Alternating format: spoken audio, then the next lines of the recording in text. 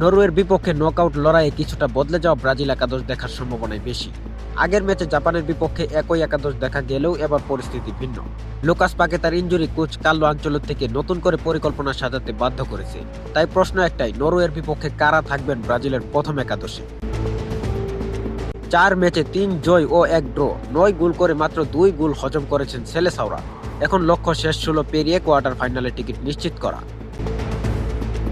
গোল পোস্টে এলিসন বেকারের জায়গা নিয়ে কোনো সন্দেহ নেই, পুরো টুর্নামেন্ট জুড়ে তিনি ছিলেন আত্মবিশ্বাসী এবং নির্ভরযোগ্য। হালান্ড ও সুল্লদের মতো শক্তিশালী আক্রমণের বিপক্ষে এলিসনের অভিজ্ঞতা হবে ব্রাজিলের বড় অস্ত্র।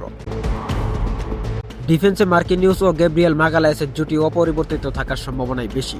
দুজনেই দুর্দান্ত ছন্দে আছেন এবং প্রতিপক্ষের আক্রমণ ঠেকাতে দারুণ সফল হয়েছেন।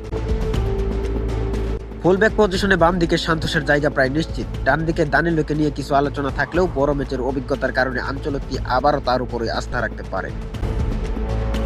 মিডফিল্ডে ক্যাসেমিরো ও ব্রুনো গিমারেস থাকবেন নিশ্চিত। ক্যাসেমিরোর অভিজ্ঞতা এবং গিমারেসের অলরাউন্ড পারফরমেন্স ব্রাজিলকে দারুণ ভারসাম্য এনে দিয়েছে। তবে পাকেতার উপস্থিতিতে তৃতীয় মিডফিল্ডার কে হবেন সেটাই সবচেয়ে বড় প্রশ্ন।